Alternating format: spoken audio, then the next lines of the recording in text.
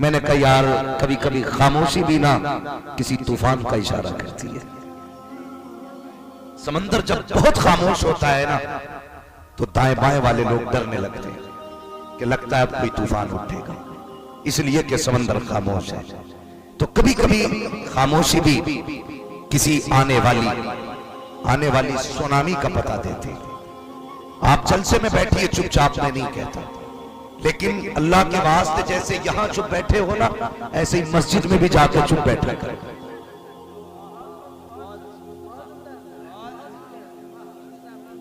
ये हमारी कौम का मसला है हज़रत। जहां बोलना चाहिए वहां बोलते नहीं, जहां चुप रहना चाहिए वहां बोलते ही रहते। तो जैसे यहां शांत बैठे ना, ऐसी मस्जिद में शांत बैठा करो। खास करके कब, जब इमाम को मुसल्ले पे आने में 1 मिनट ज्यादा हो जाए।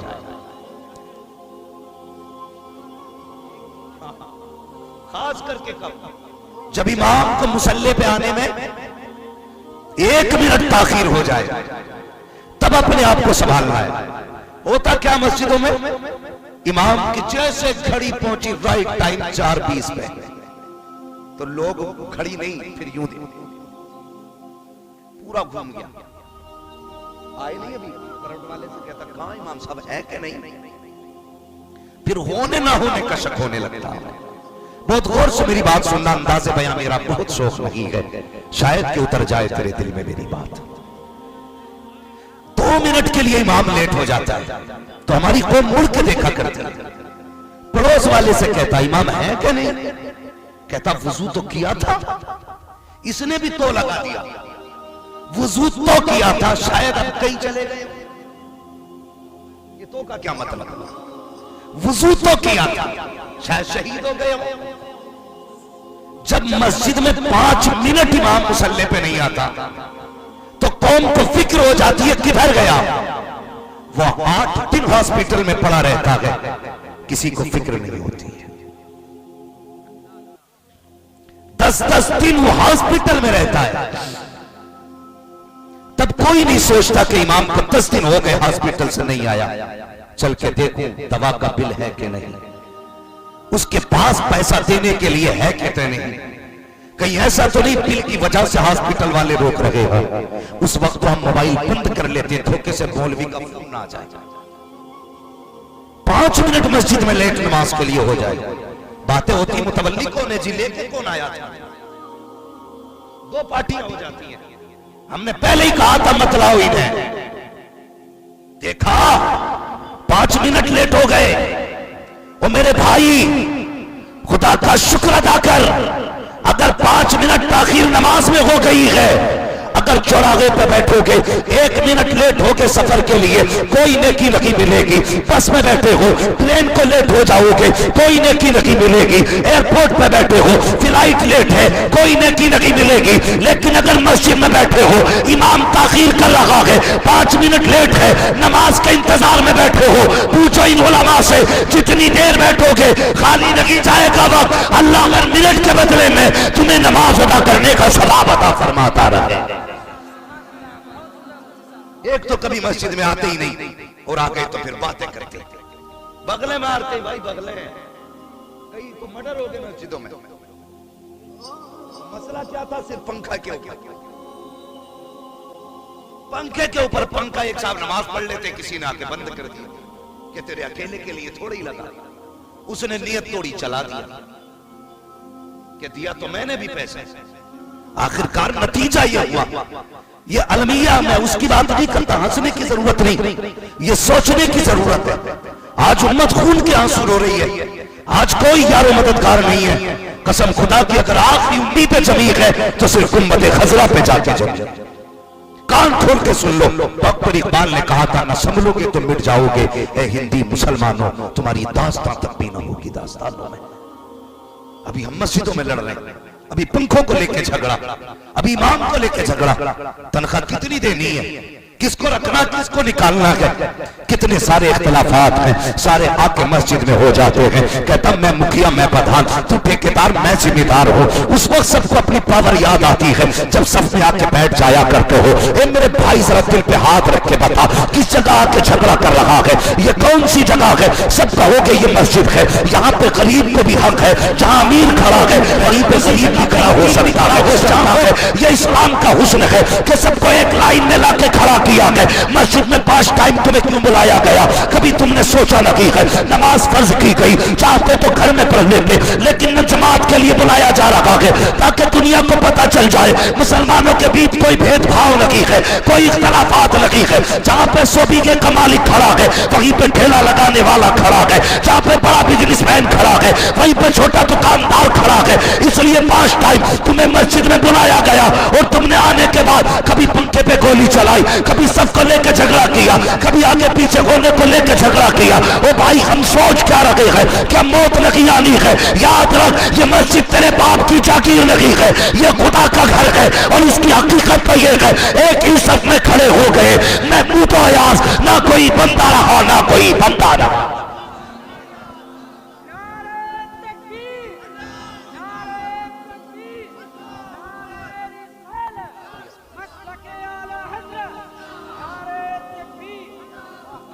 हम 11वीं के नाम पे हुजूर से प्यार करते हैं, 12वीं आए तो हुजूर से प्यार करते हैं, मुहर्रम आए तो हम हुजूर से प्यार करते हैं, लेकिन जब लठ चलाने की बारी आती है तो फिर सारी निस्बतें भूल जाते हैं।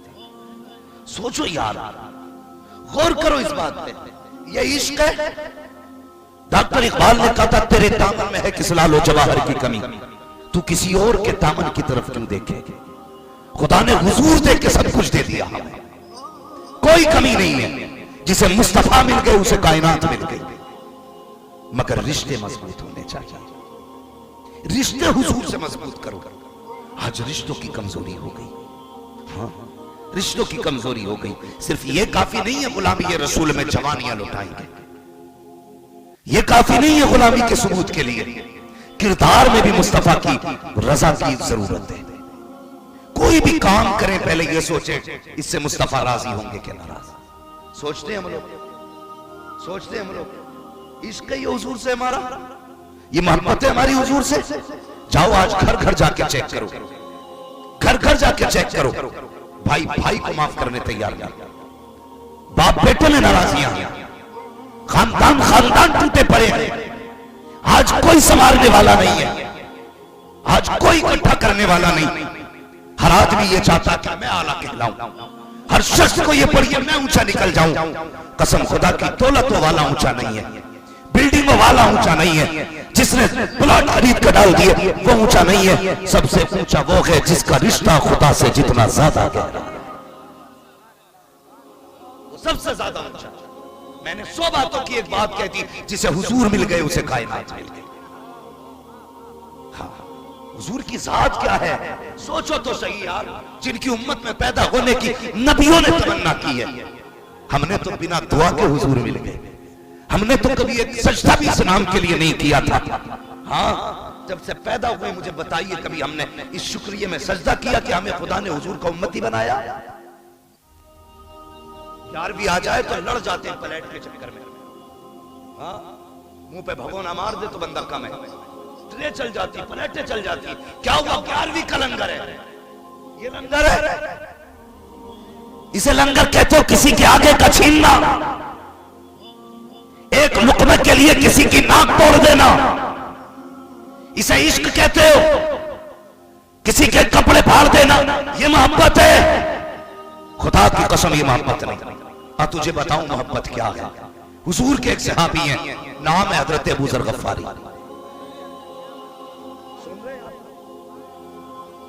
मैं कह रहा हूं माइक बहुत अच्छा है, अब तो सुन लो। आप हिम्मत ना हारे, जब मैं हिम्मत कर रहा हूं तो आप क्यों कर रहे हैं? आप भी हिम्मत करें। हुजूर के एक सहाबी हैं, नाम है हजरत अबू जर गफ्फारी, बड़े चहीते से आप। एक दिन ना हुजूर उनके दरवाजे से गुजर के जा रहे हैं, कसम खुदा की हुजूर गुजरे, बरेली से आवाज आती, उनकी महक ने दिल के गुमसे खिला दिए, जिस राह चल दिए ऊंचे बसा दिए, सहाबा फरमाते हैं हुजूर को कभी तलाश करना होता ना तो हम हुजूर की खुशबू से हुजूर को पर तलाश कर लेते थे।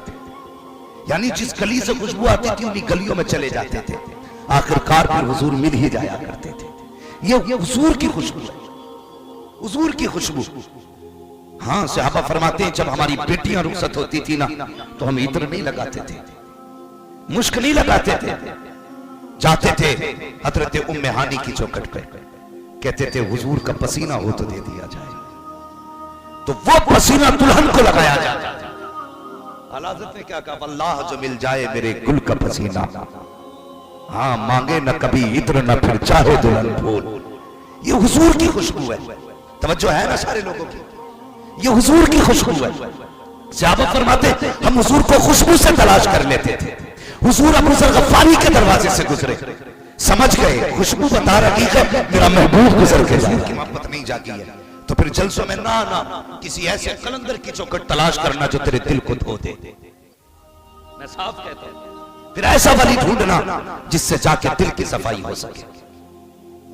कहने लगे मेरा महबूब गुजर के जा रहा है, दरवाजा खोला, महबूब सामने थे, बस गर्दन झुक गई। महबूब तशरीफ ले आई, आका तशरीफ लाए, खाने की खुशबू थी, चूल्हे पे हांडी चढ़ी है। अबू ज़र क्या बन रहा है? हुजूर बकरे का गोश्त है, आका आपको बड़ा पसंद है। अल्लाह अकबर, मुस्कुरा के बना रहा है ना, मुस्कुरा के। हुजूर करीब आए चूल्हे के करीब आने के बाद मेरे हुजूर ने ना उसका ढक्कन हटाया, देखा, फरमाने लगे माशाअल्लाह बहुत अच्छा बन रहा है, खुशबू बड़ी प्यारी है। समझ, सुनना मेरी बात को, मैं दावत नहीं कर रहा हूं आपकी, मैं समझा रहा हूं, और इस बात को गौर से सुने जो लंगर के नाम पर नाक तोड़ देते हैं। हाँ, बहुत गौर से सुनना प्यारे, हमें सिर्फ अपनी निस्बतें बिरयानी पे याद रहती हैं, बाकी टाइम में नहीं। हुजूर ने ढक्कन हटाया, खुशबू बड़ी प्यारी है, अल्लाह अकबर, जिया का बड़ी पसंद है आपको। हुजूर बैठ जाइए, मैं बड़ी धुन से आपके लिए बना रहा हूँ।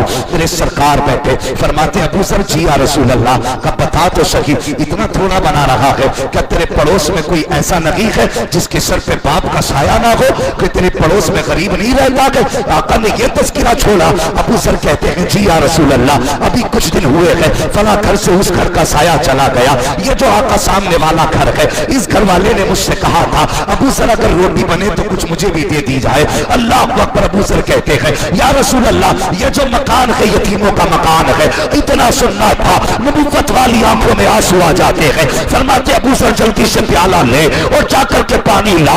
आका करीम ने हांडी में पानी डालना शुरू किया, पानी से भर डाला उसको, उसके बाद कहा इसे बनाइए। अबू ज़र हैरत से मुस्तफा को देख रहे हैं, अब क्या होने वाला है?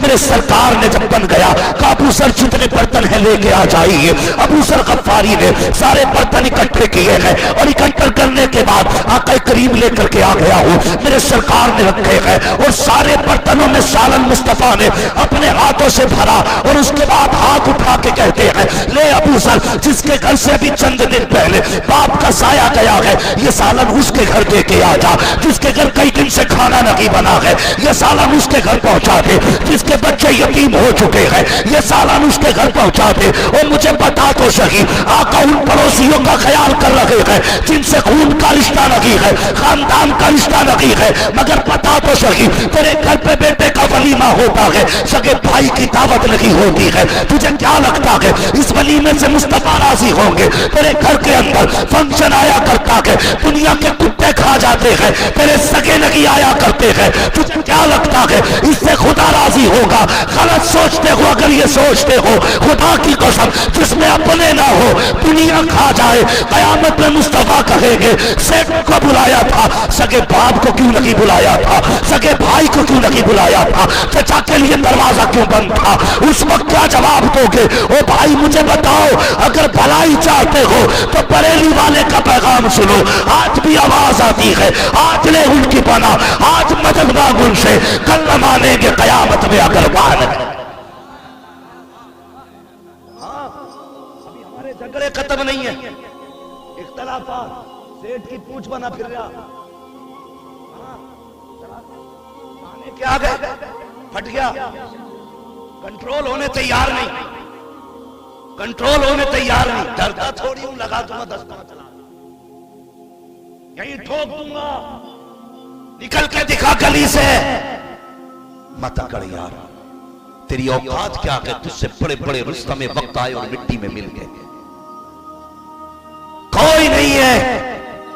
अगर ये सरिया घमंड करना निकले तो कभी कब्रिस्तान जाना और किसी 100 साल के बूढ़े को लेके जाना, उससे पूछना इसमें कौन कौन सी कब्र हमारे गांव के सबसे बड़े पैसे वाले की है, और फिर देखना किसी अमीर की कब्र के तख्ते टूटे दिखाई देंगे, किसी अमीर की कब्र में कफन चमक रहा होगा, किसी की कब्र बैठ गई होगी मिट्टी से।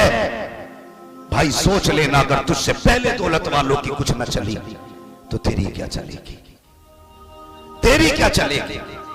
वहां दौलत का सिक्का नहीं चलता, वहां मदीने वाले की मोहब्बत का सिक्का चला करता, हुजूर के इश्क का सिक्का चलता।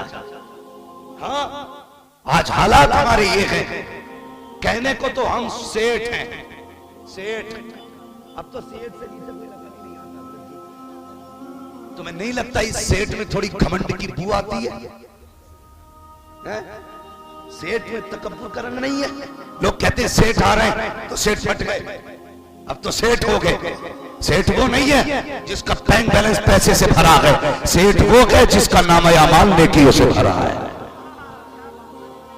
याद रखना, वो सेठ है जिसका नाम अमाल नेकियों से भरा है। डर नहीं आज। आज तो सोच रहा बस मैं ही लेना तुम बड़े पढ़ू, बस जो मैं चाहूं सब कर देता है, तो औकात ही खा देता है। नाम सुना होगा आपने सिकंदर का।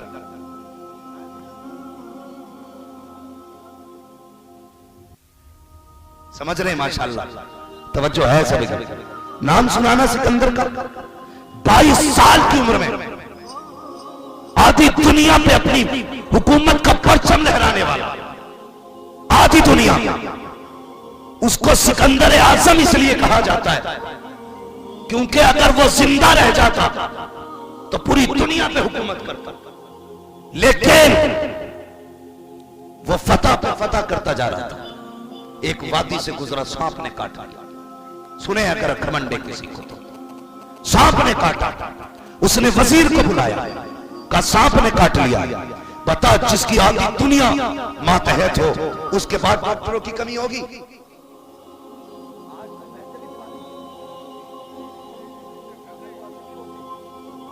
हाँ, वो जड़ी बूटियों वाले थे, ऐसे बड़े बड़े हकीम उनके साथ होते थे, जड़ी बूटियों वाले। पूरा इलाज हुआ, कोई फायदा नहीं। वजीर कहने लगा, तबीबों का जवाब है, उन्होंने कहा अब बादशाह मरने वाला है। उसने इतना सुना, कहा वजीर एक काम कर मेरा। कहा क्या? कहा परदेश में ऐलान कर दे, जो चाहे जितनी मुझसे दौलत ले ले, मगर मुझे इतनी सांसें उधार दे दे कि मैं अपने वतन में जाके मर सकूं। सिकंदर ये कह रहा है कि कोई जितनी चाहे दौलत ले ले, मगर इतनी सांसें उधार दे दे कि मैं कम से कम अपने वतन में जाके मर सकूं। वजीर की गर्दन झुकी। उसने कहा बादशाह ऐसा नहीं होता, ये दौलत जितनी चाहो आप दे दो, सांसें कोई नहीं देगा, नहीं देगा। कहा मेरी दौलत किसी काम की नहीं। कहा नहीं। एड़ियां रगड़ने लगा, सब आखिरी सांसें आई। उसने कहा लोगों बस इतना करना, जब मैं मर जाऊं तो मेरे हाथ कफन से बाहर निकाल देना। कहा किस लिए? कहा मैं दुनिया को बताना चाहता हूं, दौलत पे भरोसा मत करना, दौलत पे इतराना मत, ये कितनी भी हो जाए तुम्हें सांसें उधार नहीं दिला सकती है, ये रब के फैसलों को नहीं बदल सकती है, तेरी तकदीर को टाला नहीं जा सकता है। अल्लाह अकबर। कहा मैं बताना चाहता हूं, ओ दौलत पे अकड़ने वालों, मेरे खाली हाथ देखो, मैं आधी दुनिया का हाकिम वक्त लगा हूं, लेकिन दुनिया से जा रहा हूं, खाली हाथ लेकर के जा रहा हूं, ना कुछ लेके आया था ना कुछ लेने जा रहा। क्यों मर रहा है?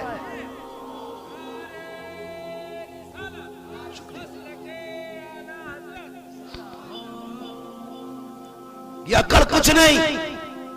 बड़े अच्छे अच्छों के उसने घमंड के सरिये निकाल दिए, टेढ़े करके रख दिए, उसने गठरिये बांध दी जो उससे टकराया। हाँ, हमारी दिलों की तंगी आप देखें। मैं थोड़ी देर और बात तवज्जो है आप लोगों की? जरा कह दे या रसूल अल्लाह। क्या नूर मुजस्सम भाई के नंबर पे सुभान अल्लाह कह सकते हैं? मर्जी है आपकी, बोलो या मत बोलो, मुझे लगना चाहिए कि आप सुन रहे हैं। हाँ, कैसे लगेगा जरा बोल दे या रसूल अल्लाह। अल्लाह सलामत रखे भाई। मैं क्या अर्ज कर रहा था, बुला दिया आपने। हाँ, उसने हाथ निकलवा दिए। अब हमारे दिलों की तंगी आप देखिए, दिलों की तंगी। गौर करना, सगा भतीजा अगर यतीम हो जाता है और अपना बेटा ना बर्गर खा रहा हो, पिज्जा खा रहा हो, ये कोई अच्छी चीज खा रहा हो, और वो यतीम सामने से आता है ना, तो कहता बेटे अंदर चला जा, वो आ रहा है, उसकी नियत ना पड़ जाए, यार तेरे कफ लगे कपड़ों से अल्लाह राजी नहीं होगा, तेरी 18,000 की घड़ी से अल्लाह राजी नहीं होगा, हाँ तेरे 16,000 के जूतों से खुदा राजी नहीं होगा। अपने लिए कुछ भी कर ले, मगर तूने जो यतीम को देख के बेटे को अंदर भेजा है ना, कोई देख नहीं रहा था लेकिन खुदा देख रहा था, खुदा देख रहा था। तूने भतीजे को देख करके अपने बेटे से कह दिया अंदर चला जा, वरना इसकी नीयत पड़ जाएगी। यार अगर यतीमों की खाने को नीयत लगने लगे तो समझ लेना कयामत सर पे आ चुकी है। ये तंग नजरी है हमारी, तंग नजरी। दौर नहीं बदला, पहले लोग कहते थे मेहमान आएगा तब खाएंगे, आज कुछ लोग कहते हैं मेहमान चला जाएगा तब खाएंगे।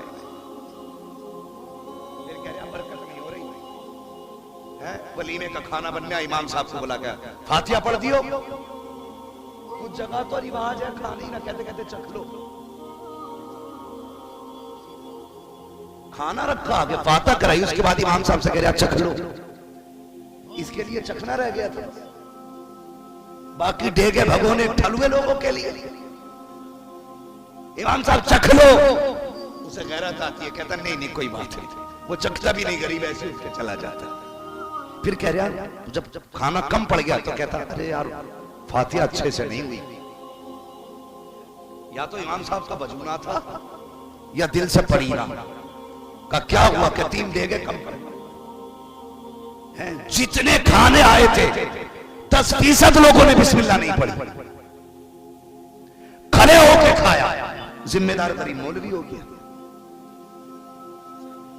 जिम्मेदार गरीब मौलवी, कमी उसकी फातिहा में हो गई। हाँ भाई गारंटी के साथ कहता हूं, जहां तूने खाने का इंतजाम किया है वहां कुत्ते बैलों की तरह खड़े करके न खिलाना। जमीन पे बिस्तर बिछा, उस पे सुर्ख दस्तरखान लगा और कहते हुजूर की सुन्नत के मुताबिक बैठा जाएगा, फिर खाना खाया जाएगा। एक बोर्ड लगा दे, खाने से पहले बिस्मिल्लाह जरूर पढ़े, हो सके तो मेरे मुस्तफा पे दुरूद पढ़े। गारंटी के साथ कहता हूं 10 लोगों का खाना होगा, बिस्मिल्लाह पढ़ के लोग बैठेंगे, अल्लाह उन 10 के अंदर तुम्हें 70 लोगों की बरकत अता फरमा दे। लेकिन गलती हम करते जिम्मेदार मौलवी, बुलाना ही नहीं था उन्हें।